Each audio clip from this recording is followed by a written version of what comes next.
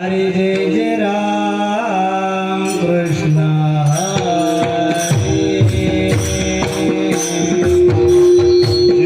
जय राम कृष्ण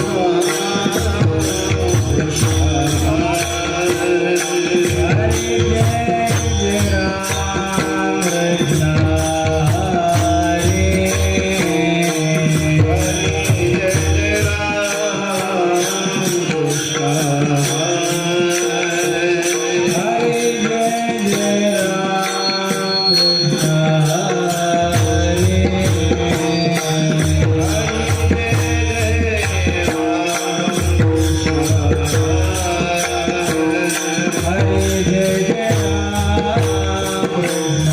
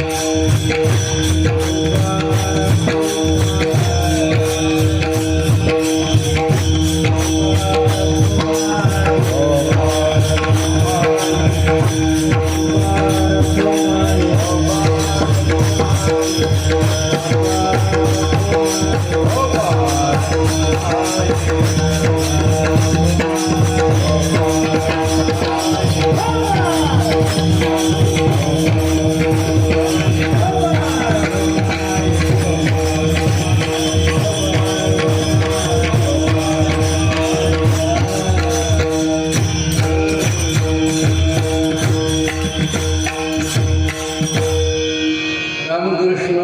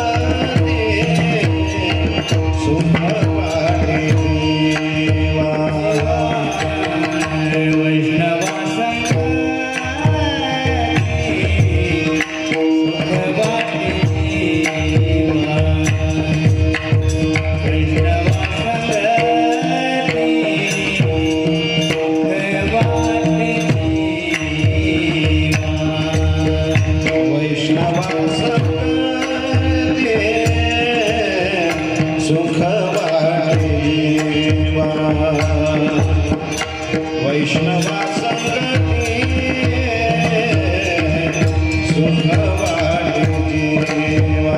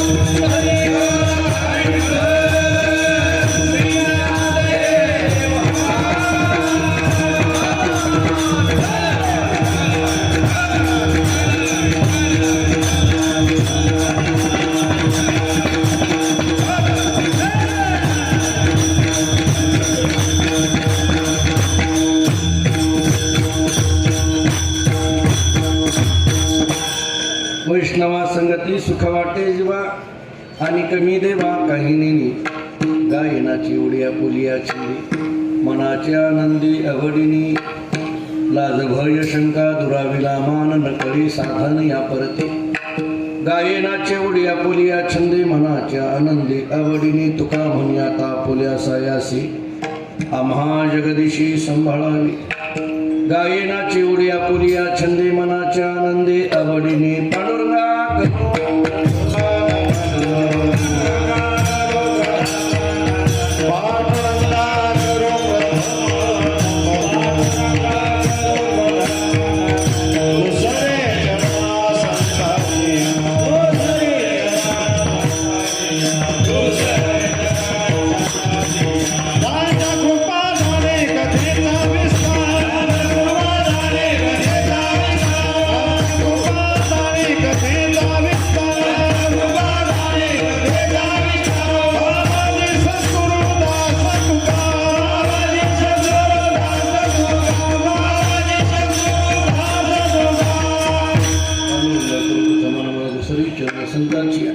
त्यांच्या कृपादाने कधीचा विस्तारो बाबाजी सद्गुरुदास तुका मस्तक हे पायावरी या वारकरी संताची जिने पंढरी सारखाची अकोला धामणगाव केला वैकुंठाधिपती श्री विठ्ठल सखा सोयरा जोडीला जो का भक्त विरक्त भूतळवटी विख्यात हा बोधला त्या श्री संत सद्गुरुमान पूजी चरणी साष्टांग मी घातला विठाला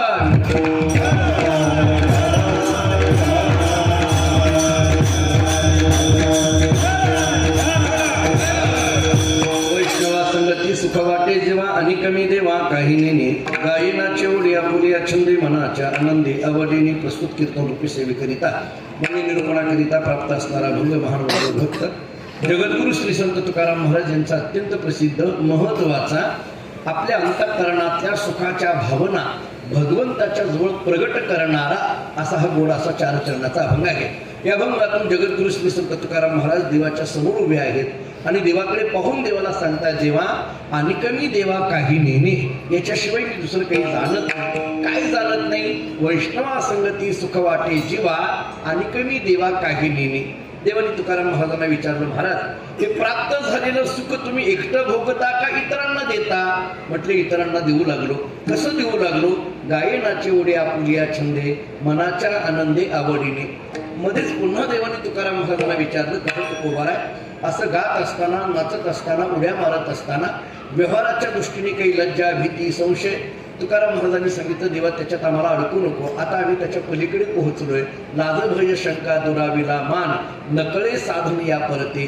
शेवटचा प्रश्न देवाने तुकाराम महाराजांना विचारला का हो तुकोबारा एवढं सगळं जर वैष्णवाच्या संगतीत तुम्हाला मिळालेलं असेल तर माझा नेमकं काय उपयोग आहे? मी नेमकं इथं कटेवर हात ठेवून विटेवर उभा राहून काय करायचं? तुकाराम महाराजांनी सांगितलं देवा हे सगळं मिळालं खरं पण हे मिळालेलं सांभाळायची जबाबदारी तुझी आहे. तुका म्हणे आता आपल्या सायासे आम्हा जगदीशी सांभाळावे विठाला.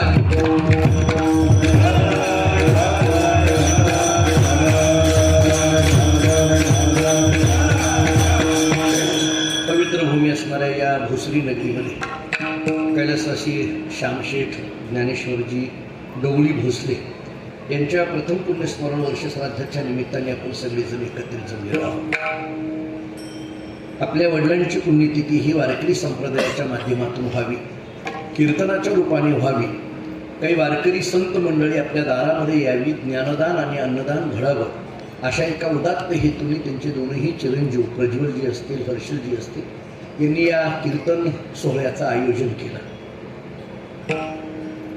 वडील जाणं हे तसं मानवी जीवनामध्ये फार पोरकेपणाची भावना निर्माण करणारं असतं. आपल्याकडे तत्वज्ञानामध्ये सन्निधान कर्तृत्व नावाचा एक प्रकार आहे. याचा अर्थ असा असतो ज्येष्ठ माणसाचं वयोवृद्ध माणसाचं असणं सुद्धा खूप काही कुटुंबाला परिवाराला आधार देणारं असतं आणि त्यामुळे एक पद्धतीचा आधार हरवला अशी भावना मुलाच्या अंतःकरणामध्ये येणं ही साहजिक असते. परंतु त्यातही या आधार हरपलेल्या उणिवेला भरून टाकण्याचं सामर्थ्य जर कशात असेल तर ते अध्यात्मात आहे. अध्यात्म आपल्या मनावर काम करतं. माझ्यापेक्षाही आदरणीय आणि ज्येष्ठ मंडळी आपण आहात. मला दोन मार्ग सांगून पुढे जायचं आहे. एक लौकिकाचा मार्ग आहे आणि दुसरा अध्यात्माचा मार्ग आहे. लौकिक आमच्या शरीरावर काम करतं, पण अध्यात्म आमच्या मनावर काम करतं. थोडं आणखीन पुढं बोलायचं झालं तर बाजारामध्ये असे अनेक साबण भेटतात की जे साबण आपल्या अंगाला लागलेली घाण काढतं, पण अध्यात्म हे एक असं साबण आहे की जे आपल्या मनाला लागलेली घाण काढतं.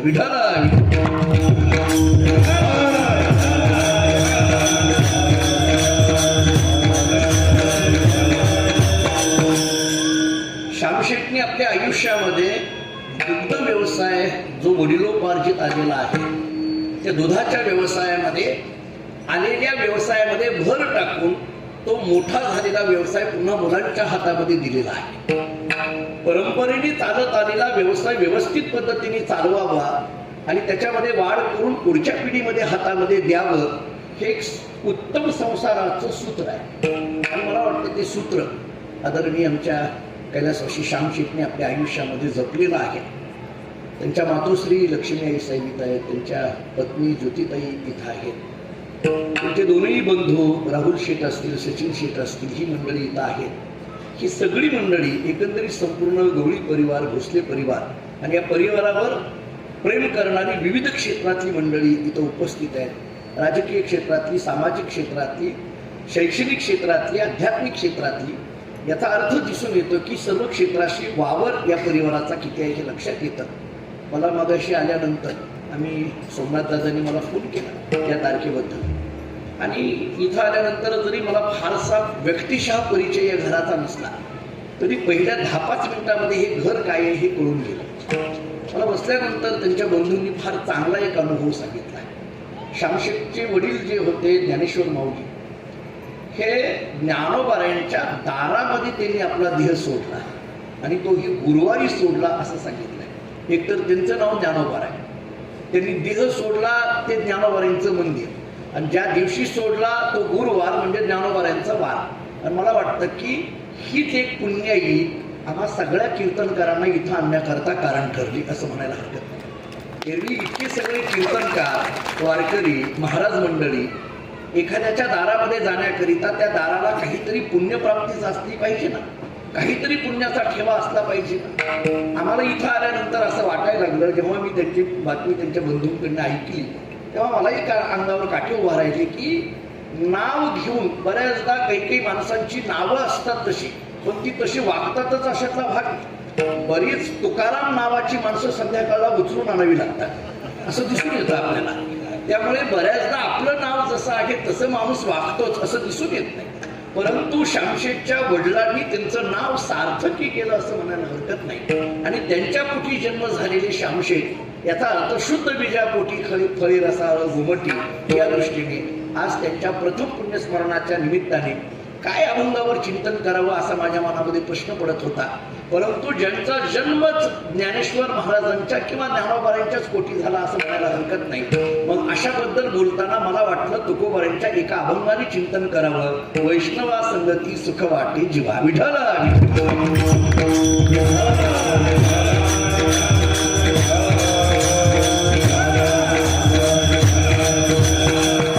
साधारण या अभंगाची भाषा, हा अभंग जवळजवळ सगळ्यांच्या कानावर आहे. अनेकदा आपण कीर्तनाला ऐकतो किंवा भजनाला आपण अभंग पाहतो. या अभंगामध्ये मला जे मुख्य मुद्दा बोलायचा आहे तो एवढाच आहे. तुकाराम महाराज आपल्या अंतःकरणातल्या भावना देवाच्या जवळ व्यक्त करतात. कारण आणि कमी देवा काही नाही, याचा अर्थ तुकाराम महाराजांचं आणि देवाचं बोलणं चाललेलं आहे. एवढ्या एका वाक्यामध्ये वारकरी संप्रदायाचं वैशिष्ट्य आपल्याला कळेल. देवाशी बोलणं करून देणारा संप्रदाय म्हणजे वारकरी संप्रदाय. मी थोडंसं आणखी पुढे बोलू. देवाजवळ घेऊन जाणारे संप्रदाय वेगळे, देवस्वरूपाला प्राप्त करून देणारे संप्रदाय वेगळे, पण देवस्वरूपाला प्राप्त करून पुन्हा देवाबरोबर चर्चा करायला लावणारा संप्रदाय म्हणजे वारकरी संप्रदाय. हे अन्य कुठेही संप्रदायामध्ये आपल्याला बघायला मिळणार नाही. आणि त्यामुळे एक आगळं वेगळं वैशिष्ट्य वारकरी संप्रदायामध्ये आहे. याच्यात तुकाराम महाराज आपल्या अंतःकरणातल्या भावना देवाजवळ बोलतात. मी एवढ्यावर थांबत नाही, मी पुढलं एक वाक्य सांगतो. तुकाराम महाराज आपल्या अंतःकरणातल्या भावना देवाला बोलतात याच्यात नवल नाही हो. भगवान श्री पांडुरंग परमात्मा त्याच्या अंतःकरणातल्या भावना तुकोबारांना सांगतात याच्यात नवल आहे, हे लक्षात घ्या. थोडं आणखी पुढे बोलू. भगवंतांनी जे आपल्या बायकोला सांगितलं नाही ते संतांना सांगितलं, हे वारकरी संप्रदायाचं वैशिष्ट्य आहे. विठ्ठल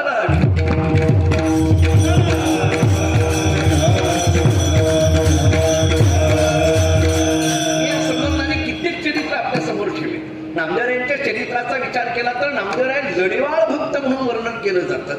आपल्या मनातल्या भावना तुकोबाराय, ज्ञानोबाराय, नामदेवराय देवाजवळ बोलतात नव्हे, देवही या सगळ्या संतांजवळ बोलतो. छोटीशी घटना काय घडली असेल. तुकाराम महाराजांचा आणि देवाचा या अभंगामध्ये संवाद आहे. मी असं म्हणतो, संवाद या शब्दाचा विचार करताना 3 भूमिका डोळ्यासमोर घ्या. ऐका. एक वाद नावाची भूमिका आहे, दुसरी विवाद नावाची भूमिका आहे आणि तिसरी संवाद नावाची भूमिका आहे. मी पुन्हा त्या 3 शब्दांचा अर्थ सांगतो. एक वाद आहे, दुसरा विवाद आहे आणि तिसरा संवाद आहे. हे मी का सांगायला लागलोय, कारण या अभंगामध्ये तुकाराम महाराजांचा आणि देवाचा संवाद आहे. मला असं सांगायचं आहे, मी संवाद आहे असं तरी का म्हणायला लागलो, कारण अनिकमी देवा काही नेणे असं तुकोबाराय देवाशी बोलतायत. याचा अर्थ इथं संवाद आहे. संवाद करण्याकरता विवाद कळायला पाहिजे, विवाद करण्याकरता वाद कळायला पाहिजे. आता वाद या शब्दाचा अर्थ काय. आपल्या लोकांना एकच वाद माहिती आहे, भर चौकामध्ये बाहेर सरून केला जातो तो वाद, याच्याशिवाय दुसरा वाद माहित नाही. पण वाद शब्दाचा इतका सामान्य अर्थ तत्वज्ञानामध्ये नाहीये. तत्वज्ञान असं सांगतं, वादे वादे जायते तत्वबोधा. तत्वज्ञान असं सांगतं की तत्वज्ञानाची चर्चा जिथं आहे त्याला वाद म्हणा. आता दुसरा मुद्दा आहे विवाद. विवाद कशाला म्हणायचं, नीट ऐका. 2 व्यक्ती एके ठिकाणी बसून एकाच विषयावर जर भिन्न भिन्न मतं मांडत असतील तर त्याला विवाद म्हणा. मी पुन्हा एकदा सांगतो, 2 व्यक्ती एके ठिकाणी बसून एकाच विषयावर जर भिन्न भिन्न मतं मांडत असतील तर त्याला विवाद म्हणा. मी तुम्हाला विवादाचं उदाहरण गाथ्यातून देतो. मी पुन्हा एकदा व्याख्या सांगतो म्हणजे मला उदाहरण काय आहे ते तुम्हाला लक्षात येईल. 2 व्यक्ती एके ठिकाणी बसून एकाच विषयावर जर भिन्न भिन्न मतं मांडत असतील तर त्याला विवाद म्हणा. तुकाराम महाराज जगातल्या प्रत्येक घराघरापर्यंत पोहोचले, जगातल्या प्रत्येक लोकांपर्यंत पोहोचले आणि प्रत्येकाला म्हणायला लागले, देव घ्या कोणी, देव घ्या कोणी, आईता आला घर पुसोनी. गंमत ऐका, तुकाराम महाराजांनी देव घ्या म्हणावं आणि जगातल्या लोकांनी मात्र तुकाराम महाराजांना देव न लगे, देव न लगे, साठवणीचे रुंदले जागे म्हणावं. लक्षात आलं का. तुकाराम महाराज देव घ्या म्हणतात आणि जगातली लोक तुकाराम महाराजांना देव नको म्हणतात. यालाच म्हणायचं विवाद. विठ्ठल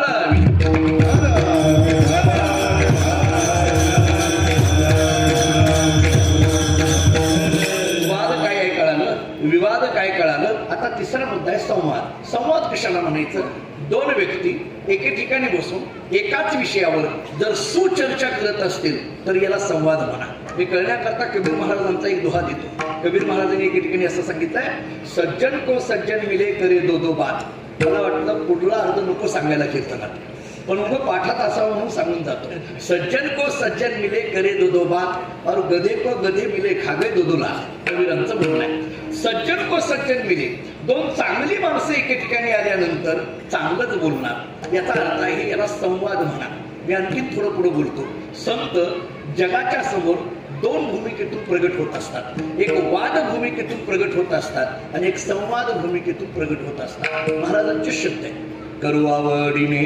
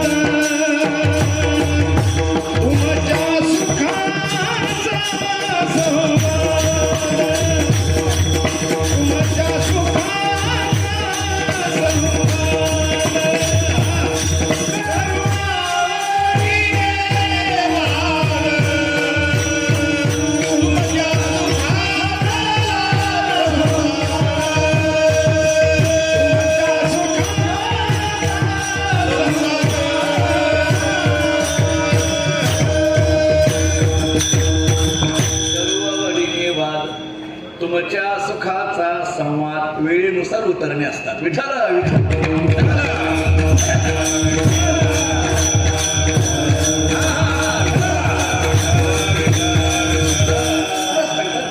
भूमिका, एक वाद नावाची भूमिका, दुसरी संवाद नावाची भूमिका. आता नीट ऐका.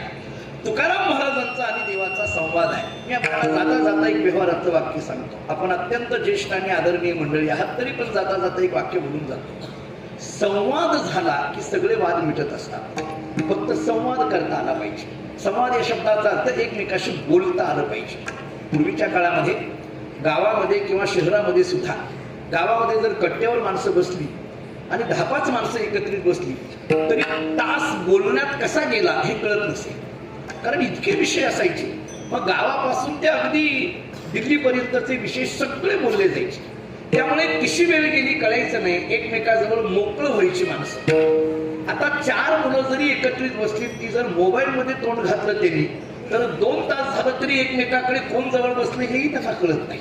अलीकडल्या काळामध्ये त्या मोबाईलनी संवाद संपून टाकले. पूर्वीच्या काळामध्ये आई वडील मुलगा बहीण हे सगळे एकत्रित बसून काहीतरी चर्चा करायची. आता मुलगा घरात आला तर वडील बाहेर पडतात, वडील घरात आला तर मुलगा बाहेर पडतो. दोघांची भेट नाही, दोघांचं बोलणं नाही. त्याच्याही पेक्षा मी एका घरी गेलो. घरी गेल्यानंतर नवऱ्याने बायकोला व्हॉट्सअपवर टाकलं, महाराज आलेले चहा कर. तिनं व्हॉट्सअपवरच सांगितलं साखर चपले घेऊन या. किती गंमत आहे. हे बोलणंच नाही आता अलीकडे. पूर्वी भाऊ भावाशी एकमेकाशी बोलायचे, बहीण बहिणीशी बोलायची, आई मुलीशी बोलायची, वडील मुलाशी बोलायचे. त्यामुळे बोलण्याने बरेच प्रश्न सुटायचे.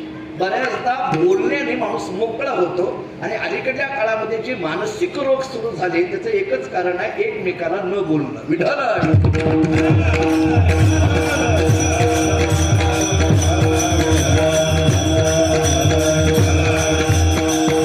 पुढे चला, संवाद झाला पाहिजे. तुकाराम महाराजांचा आणि देवाचा या अभंगामध्ये संवाद आहे. माझ्या मनामध्ये एक छोटीशी या अभंगाच्या अनुषंगाने साधी एक प्रश्नमालिका आहे. काही नाही, तुकाराम महाराजांचा आणि देवाचा या अभंगामध्ये संवाद आहे असं जर म्हणत असाल तर हा अभंग जवळजवळ सगळ्यांच्या पाठातला आहे. तुकाराम महाराज काय बोलतायत हे अभंगामध्ये 4ही चरणात लिहिलंय. पण देव तुकाराम महाराजांना काय बोलतोय हे कुठेही लिहिलेलं नाहीये. मग याला संवाद म्हणायचं कसं काय? संवादामध्ये तर दोघांचं बोलणं पाहिजे. म्हणजे तुकाराम महाराजांनी देवाला बोललं पाहिजे आणि देवही तुकाराम महाराजांना बोलला पाहिजे. या दोघांच्या चर्चेतून जे घडतं तो संवाद असतो. पण या 4ही चरणामध्ये तुकाराम महाराज देवाला काय बोलतात हे लिहिलेलं आहे. पण देव तुकोबारांना काय बोलतोय हे कुठेही लिहिलेलं नाहीये. मग याला संवाद म्हणायचं कसं काय? मी याची उत्तर 2 पद्धतीने देतो. एक तत्वज्ञानाच्या दृष्टीने देतो आणि एक व्यवहाराच्या दृष्टीने देतो. ऐका, वेदांतामध्ये एखाद्या गोष्टीचं ज्ञान होण्याकरिता 6 प्रमाणांचा विचार केलाय. प्रत्यक्ष प्रमाण, अनुमान प्रमाण, शब्द प्रमाण, उपमान प्रमाण, अर्थापत्ती प्रमाण, अनुपलब्धी प्रमाण अशा 6 प्रमाणांचा विचार केला. मला सगळ्या प्रमाणांची चर्चा करण्यात आत्ता वेळ घ्यायची नाहीये. याच्यामध्ये एक अनुमान नावाचं प्रमाण आहे. त्या अनुमान प्रमाणाची व्याख्या अशी केली आहे, एका वस्तूच्या प्रत्यक्षतेवरून दुसऱ्याचा अंदाज लावणं याला अनुमान प्रमाण म्हटलं जातं. आणि याला शास्त्रामध्ये नेहमी एक उदाहरण दिलंय, यत्र यत्र धूमाहा तत्र तत्र वह्निः. म्हणजे ज्या अर्थी धूर आहे त्या अर्थी अग्नी असला पाहिजे. म्हणजे प्रत्यक्ष धुराचं झालंय आणि अंदाज आपण अग्नीचा लावलाय. प्रत्यक्ष झालंय धुराचं आणि आपण अंदाज लावलेला आहे अग्नीचा. किंवा टाळ वाजायला लागला की कीर्तन सुरू झालं हे सांगायला काही ज्योतिषाची गरज नाही, आपण अंदाज लावतो. म्हणजे एका वस्तूच्या प्रत्यक्षतेवरून दुसऱ्याचा अंदाज लावणं याला अनुमान प्रमाण म्हटलं जातं. मला वाटतं या अनुमान प्रमाणाकडे या अभंगाकडे बघा. ज्या अर्थी तुकाराम महाराज देवाला बोलतात त्या अर्थी देवही तुकाराम महाराजांना बोलत असला पाहिजे. म्हणून तुकाराम महाराजांचा आणि देवाचा या अभंगात संवाद आहे असं वाटतंय का? बघा, ज्या अर्थी तुकाराम महाराज देवाला बोलतात त्या अर्थी देवही तुकाराम महाराजांना बोलत असला पाहिजे. म्हणून तुकोबाराचा आणि देवाचा संवाद आहे. समजा हे वाक्य नाही पटलं किंवा हा मुद्दा माझा नाही पटला, मी दुसरा मुद्दा सांगतो. दुसरा सांगतो. माझा स्वभाव असा आहे, जोपर्यंत तुम्ही पटलं म्हणून होय म्हणत नाही तोपर्यंत सोडायचं नाही. हे गंभीर गुरुजींनाही माहिती आहे, सोमनाथ दादाला माहिती आहे, आप्पांना माहिती आहे. मी त्याच्यातही सांगत असतो, वेळेवर कीर्तन सुटावं असं वाटत असेल, नाही पटलं तरी असं असं करा, मी सोडतो. पण माझा मुद्दा आहे, मी जर पंढरपूरून इतक्या दूरून इथं आलो असेल तर माझं काम आहे या 2 तासात या श्रोत्यांच्या पदरात काहीतरी टाकणं आणि श्रोत्यांचं काम आहे या 2 तासात कीर्तनकाराच्या मुखातला एकतरी मुद्दा घेऊन जाणं. हा वक्ता आणि श्रोता एकजीव झाल्याशिवाय कीर्तनाचा परिणाम समाजावर होणार नाही. मी पुन्हा आपल्याला पटवून देतो. माझा मुद्दाच एवढा चाललाय, या अभंगामध्ये देवाचा आणि तुकाराम महाराजांचा संवाद आहे. मी आपल्याला शंका उपस्थित केली होती, तुकोबाराय बोलतायत पण देव बोलत नाहीये, मग संवाद म्हणायचं कशाला? मग याला अनुमान प्रमाण द्या. अनुमान प्रमाणाचा विचार, ज्या अर्थी तुकोबाराय बोलतात त्या अर्थी देवही तुकोबारांना बोलत असला पाहिजे. समजा अनुमान प्रमाणाची भूमिका नाही पटली, मी अगदी व्यवहाराचं उदाहरण देतो. कल्पना करा, एखादा मनुष्य फोनवर बोलतोय. काय बोलतोय? अमुक अमुक महाराजांचं कीर्तन आहे, कीर्तनाला जायचं का वगैरे वगैरे चाललंय. आपण रस्त्याने जात होतो. तो माणूस जो फोनवर बोलतोय तो पाहिला, तो काय बोलतोय हे आपण ऐकलं, मान्य. पण मला आपल्याला दुसरा प्रश्न विचारायचा आहे. हा माणूस ज्या माणसाला फोनवर बोलतोय तो माणूस पलीकडला आपण बघितलाय का? बरं, तो तिकडून काय बोलतोय हे आपण ऐकलंय का? पण आपण अंदाज काय लावला? ज्या अर्थी हा इकडून फोनवर बोलतोय त्या अर्थी त्याला तिकडून कुणीतरी बोलत असलं पाहिजे. ज्या अर्थी हा इकडून बोलतोय त्या अर्थी त्याला तिकडून कुणीतरी बोलत असलं पाहिजे. आता अलीकडे गंमत अशी आहे, तिकडून कुणी न बोलता सुद्धा इकडून बोलणारीची संख्या जास्त झाली. म्हणजे चालू कीर्तनातून लोक आलो आलो आलो म्हणून उठून जातात. त्यांना फोन आलेला नसतो, उठून जायचं असतं. बाकी काही एकाला प्रमोशन मिळालं आमच्याकडे. आम्ही कॉलेजमध्ये असताना एकाचं प्रमोशन झालं आणि मग ते प्रमोशन झालं, त्याला बढती मिळाली, चांगलं AC ऑफिस मिळालं. तो ऑफिसमध्ये बसला, खुर्ची टेबल सगळं अगदी रुमामध्ये बसला. ऑफिसचा पहिलाच दिवस दरवाजामध्ये कोणीतरी आलं, सर आत येऊ का?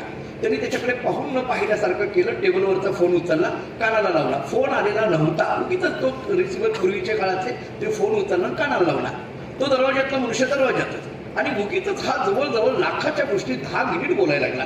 10 मिनिटानंतर फोन खाली ठेवला, दरवाजातल्या माणसाला विचारलं, बोला काय काम आहे तुमचं? दरवाजातला मनुष्य म्हटला, माझं काही काम नाही, तुमचा फोन बंद पडलाय, तो नीट करायला मी आलो, माझं काही काम नाही तुमच्याकडे. गंमत अशी अलीकडे कधी कधी तिकडून काही न बोलता सुद्धा इकडून बोलणाऱ्यांची संख्या पुष्कळ आहे. पण एक अंदाज आपण काय लावतो? ज्या अर्थी हा इकडून फोनवर बोलतोय त्या अर्थी त्याला तिकडून कुणीतरी बोलत असलं पाहिजे. मला वाटतं या व्यवहारातल्या उदाहरणाने तरी या अभंगाकडे बघा. ज्या अर्थी तुकाराम महाराज बोलतात त्या अर्थी देवही तुकोबारांना बोलत असला पाहिजे. म्हणून तुकोबारांचा आणि देवाचा या अभंगात संवाद आहे. विठ्ठल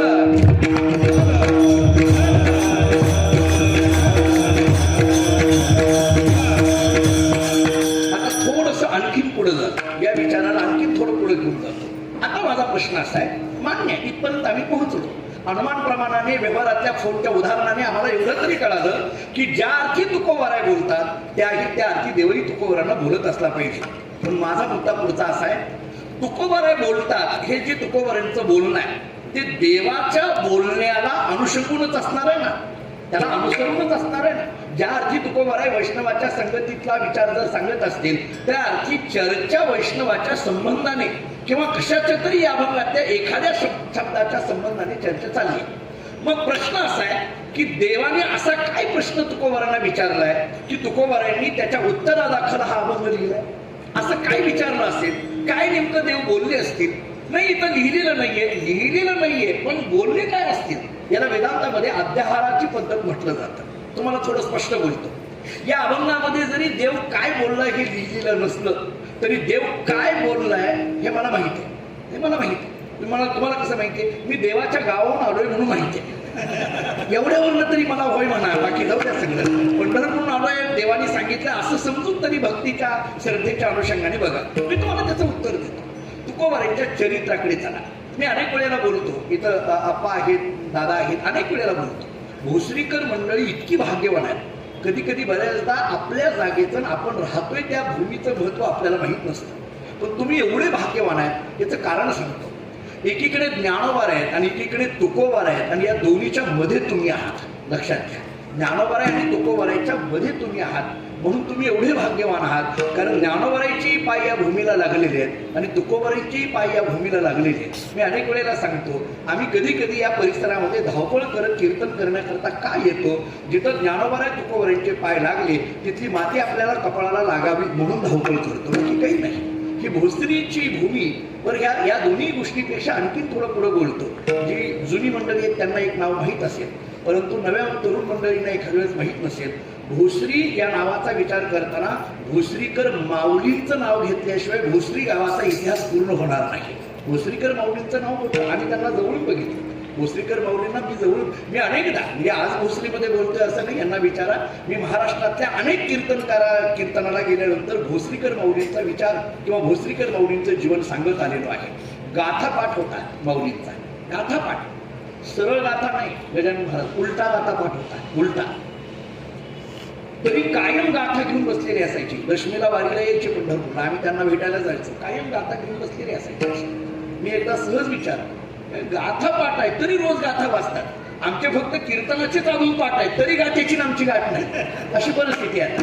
गाता पाठ आहे, रोज गाता हो, गाता कायम ते गात त्या शब्दावरून असं बोट फिरवत राहायचे. भाद्रपद वैद्य अष्टमीला त्यांनी देह ठेवला, पंढरपुरामध्येच ठेवला, त्यांच्या अंत्यविधीला आम्ही सगळेच म्हणतो. मला आश्चर्य वाटलं, मी एकदा सहज त्यांना विचारलं की हे सारखा असा गाता का वाचायचा. मला त्यांनी फार गोड उत्तर दिलं दादा. त्यांनी मला सांगितलं की कधीही कीर्तनाला जाताना गाथा पाहूनच जायचं, पाहून या ग्रंथ. मी म्हटलं कीर्तनाचा अभंग पाठ असला तरी, ते म्हटले पाठ असला तरी नव्हे, त्या अभंगावर अनेकदा कीर्तन केलेलं असलं तरी पुन्हा पुन्हा पाहून जायचं. म्हटलं का? त्यांनी 2 कारणं सांगितली. एकतर गाथा पाहून जाणं म्हणजे गाथ्याच्या पाया पडून जाणं, आणि गाथ्याच्या पाया पडणं म्हणजे प्रत्यक्ष तुकोबारांच्या पाया पडणं, ही श्रद्धा अंतःकरणामध्ये. आणि दुसरा अर्थ त्यांनी असा सांगितला, त्या शब्दावरनं आपण बोट फिरवत असताना त्या अक्षरांची आपल्यावर कृपा होते, आणि ते अक्षरच आपल्याला सांगतात की आमचा अर्थ असा आहे, जाऊन कीर्तनात सांगा विठ्ठल.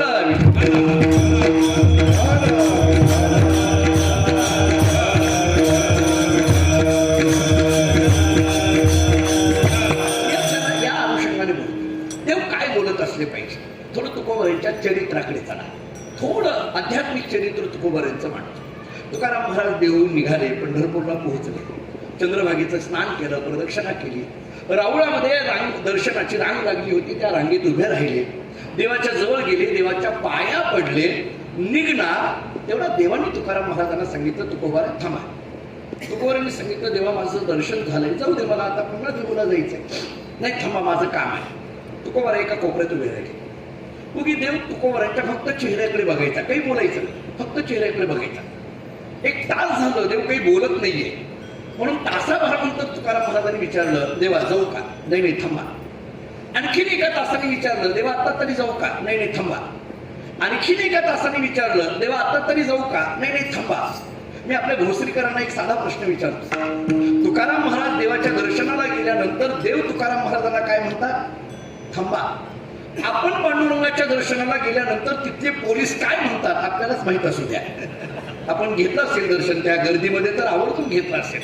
आपल्याला 1 सेकंद, 1-1.5 सेकंद सुद्धा देवाच्या जवळ उभा राहू देत नाहीत, ढकलून टाकतात. पण 3 तास झालं, पुन्हा पुन्हा तुकोबारा विचारतात, जाऊ का? देव थांबा थांबा म्हणताय. थोडस त्राग्याने तुकोबाराने विचारलं, देवा एवढा वेळ झालं मी इथं उभा आहे, काही बोलतही नाहीये, फक्त माझ्या चेहऱ्याकडे पाहतोयस, काय झालंय देवा तुला? आज काही बोलायचं असलं तर मला थांबून घे, नाही तर जाऊ दे ना, का थांबा थांबा म्हणायला लागलाय? देवाच्या लक्षात आलं, हे थोडे रागावले. देवाने सांगितलं, तुकोबारा आहे, मी फक्त तुमच्या चेहऱ्याकडे बघतोय, त्याचं कारण आहे. काय कारण आहे? मग मला एक सांगा, तुम्हाला इथं आल्यानंतर कसं वाटलं? तुकोबारा म्हणतात, झाले समाधान, तुमचे देखील हे चरण समाधान. मग देवाने सांगितलं, तुकाराम महाराज, मी मगापासून तुम्हाला थांबा म्हणतोय आणि फक्त तुमच्या चेहऱ्याकडे बघतोय, याचं कारण आहे, तुम्हाला पाहिलं की मला समाधान वाटतंय म्हणून थांबा, बाकी काही नाही. तुकोबारांना पाहिलं की देव म्हणतो मला समाधान वाटतं. मी एक युक्तिवाद असा करत असतो, जर तुकाराम महाराजांना पाहिलं की देवाला समाधान वाटत असेल तर तुकाराम महाराज किती समाधानात असतील याचा विचार करा. आणि हा युक्तिवाद नाही पटला तर मी दुसरा एक युक्तिवाद करतो. ऐका, ज्ञानोबाराय तुकोबारायचं नाव घेणारे आम्ही सामान्य महाराज मंडळी, ज्ञानोबाराय तुकोबारायचं नाव घेणारे आम्ही सामान्य महाराज मंडळी.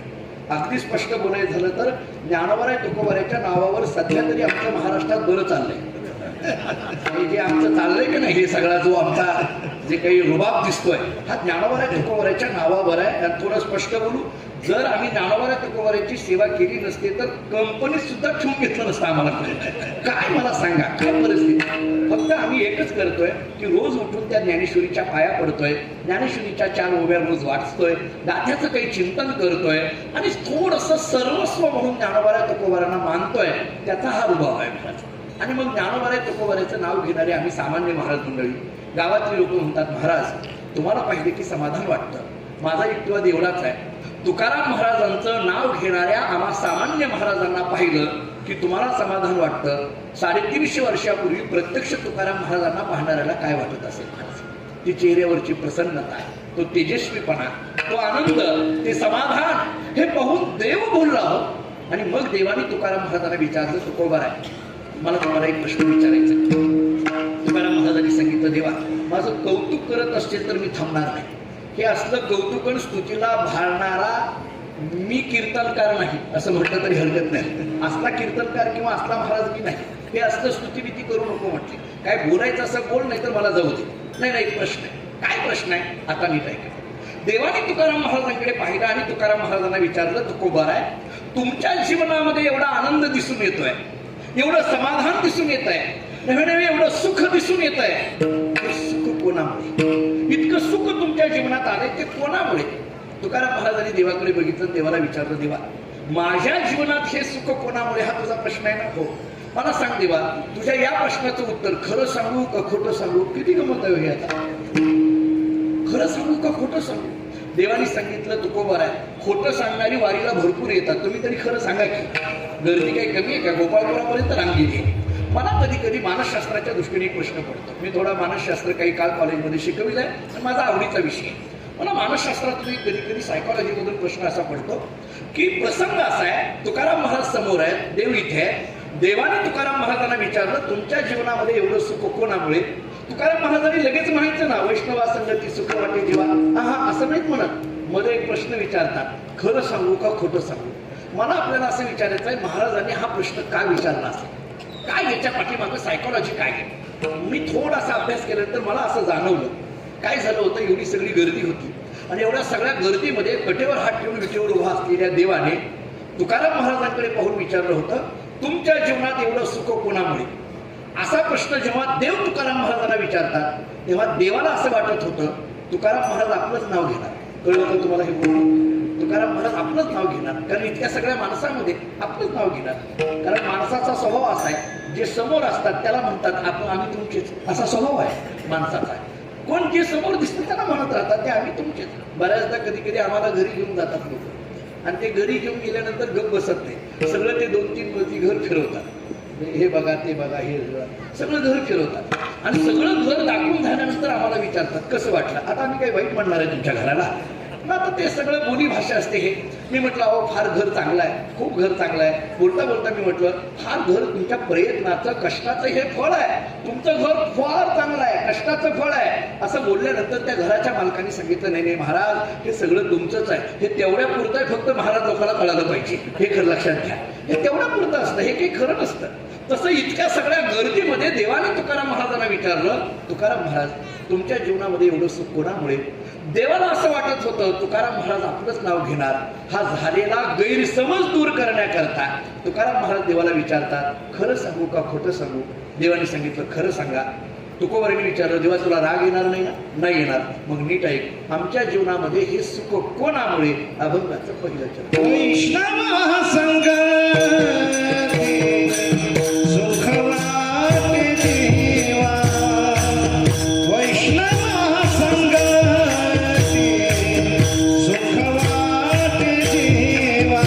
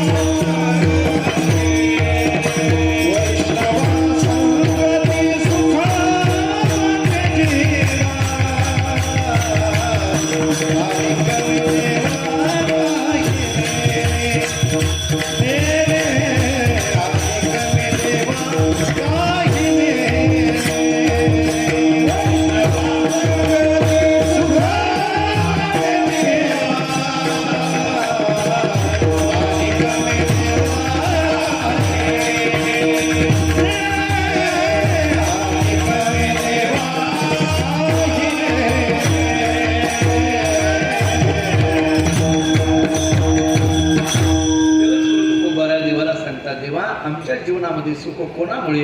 वैष्णवा संगती सुख वाटे जीवा आणि कमी देवा काही नेणे. अभंगाच्या पहिल्या चरणाचा पहिला शब्द आहे वैष्णव.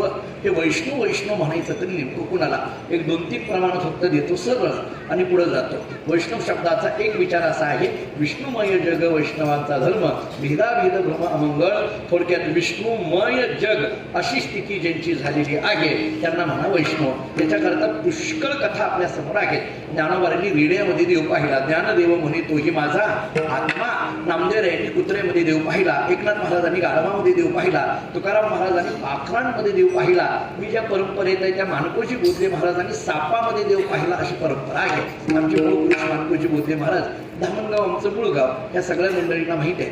आमच्याकडे जी पांडुरंगाची मूर्ती स्थापना आहे की नाही अप्पा, तर ती जगद्गुरु तुकाराम महाराजांच्या हस्ते स्थापन झालेली आहे. आमच्याकडे मानकोजी महाराजांनी जी स्थापना केली ती तुकाराम महाराजांच्या हस्ते स्थापन केलेली आहे. आणि त्याच्याही पुढे इतिहास आमच्याकडे असा आहे की पांडुरंगाची मूर्ती स्थापना झाल्यानंतर धामणगावामध्ये पहिलं कीर्तन हे तुकाराम महाराजांचं झालं. आमच्या मूळ गावी बार्शी तालुक्यातील धामणगाव आहे. पांडुरंगाने बोध केला म्हणून बोधल्या नाव पडलं. विठोनी एकांती बोधिले म्हणून जगी नाव बोधले. बोधला म्हणे देवा तू मज बोधिले, आवडीने ठेविले नाम माझे. आणि मग मानकोजी महाराज शेतात निघाले. शेतामध्ये गेले, त्यांनी 2 साप पाहिले. ती विठ्ठल रुक्मिणी अशी त्यांची श्रद्धा निर्माण झाली. घरी आणले, देवघरात ठेवले. त्यांच्या बायकोचं नाव होतं ममताई. ती काही कामानिमित्त देवघरात येते. पाहते तर भले मोठेच्या मोठे 2 साप. ती मोठ्याने ओरडायला लागली, हाका मारायला लागली, कुणीतरी या, काठी आणा, बोलवा. मानकोजी बोधले महाराज धावत येतात आणि विचारतात काय झालं ममता, का ओरडायला लागली, का हाका मारायला लागली? म्हणजे आपल्या घरात साप निघालेले, काठी आणा, कोणाला तरी बोलवा. मानकोजी बोधले महाराजांनी विचारलं कुठेच साप? ते म्हटले हे बघा देवघरात दिसत नाही का भले मोठेच्या मोठे. महाराज हसायला लागले. ममताईने विचारलं काय झालं हसायला? मानकोजी महाराजांनी सांगितलं अगं ममताई ते साप आहेत का? ती माझी विठ्ठल रुक्मिणी आहे. ममताईने सांगितलं हे असतं कीर्तनात सांगायचं, घरात नाही म्हटले. तो का म्हणे सर्प विंचू नारायण वंदावे दुरुनी का घरी घेऊन यावे, शिवलही म्हटलंय ना. मला पुढचं बोलत राहायचं नाहीये. सापामध्ये ज्यांनी देव पाहिला, थोडक्यात चराचरामध्ये जे जे भेटे भूत ते ते मानिजे भगवंत. जग पाहता दिसे विषम परी विषमे देखे समब्रह्म, तेची समदर्शी परमहा गुण निरुपम पै चौथा. ही नाथांची भागवताची भाषा आहे. किंवा सर्व भूतेषु पश्यत भगवत भावमात्मनः भूत आणि भगवत एष हा भागवतोत्तम. ही श्रीमद भागवताची भाषा आहे. याच्यावरून लक्षात येतं या स्थितीमध्ये जे पोहोचलेले आहेत ना त्यांना वैष्णव म्हणा. हा वैष्णव शब्दाचा एक अर्थ. हा फारसा अवघड वाटायला लागला. दुसरा अर्थ सांगतो. दुसरा अर्थ महाराजांनी असा केलाय, वैष्णवत्व जया अवघी देवावरी माया. ज्याची देवावर माया म्हणजे प्रेम आहे त्यांना वैष्णव म्हणा. आणखीन एक नामदेवांचं प्रमाण देऊन जातो. नामदेव सांगतात नामा म्हणे नाम केशवाची घेशी तरीच वैष्णव होसी हरिजना. या सगळ्या प्रमाणावरून आपल्या लक्षात येतं की भगवत चिंतनामध्ये जो आहे त्याला वैष्णव म्हणा. आणि महाराज सांगतात अशा वैष्णवाच्या संगतीमध्ये वैष्णवा संगती. मला पुन्हा प्रश्न पडतो, वैष्णवाची संगती का म्हणतो? थोडंसं धाडसानं पण भक्तिशास्त्राला धरून एक वाक्य बोलतो. देवाच्या संगतीपेक्षा सुद्धा श्रेष्ठ संगती म्हणून वैष्णवाची संगती सांगितली जाते. तुम्हाला तुलनेतून एक प्रमाण देऊ, ऐका. दोन्ही प्रमाण तुमच्या पाठातले. ज्ञानोबाराय आम्हाला सांगतात मुक्ती मिळवायची असेल तर देवाच्या दारामध्ये क्षणभर उभा राहावं लागतं. देवाची द्वारी उभा क्षणभरी तेथे मुक्तीच्या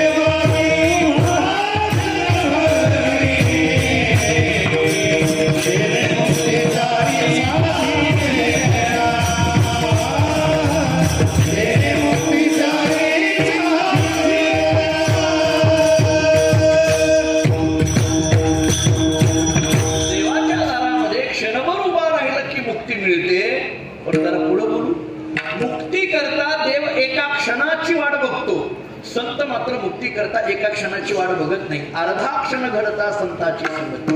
केली होई शक्ती महत्वापा. थोडक्यात देवाकडे एका क्षणाची गरज आहे, पण संतांकडे अर्ध्याच क्षणाची गरज आहे. म्हणून वैष्णवा संगती. एक दुसरा मुद्दा सांगतो. कर्मशास्त्र सांगतं प्रारब्ध कुणालाही बदलविता येत नाही. कर्मशास्त्र सांगतं प्रारब्ध कुणालाही बदलविता येत नाही, पण वैष्णवाच्या संगतीत गेलं की प्रारब्धच बदलून जातं. म्हणून वैष्णवा संगती. दोन आणखीन एक सांगतो. तिसरं मला असं सांगायचं आहे, आपण ज्याच्या संगतीत राहतो त्याचा परिणाम माणसाच्या जीवनावर होत असतो. ऐका, चांगल्याच्या संगतीत राहिले की चांगलं म्हणून घेता येतं आणि वाईटाच्या संगतीत राहिले की वाईट म्हणून वावरावं लागतं.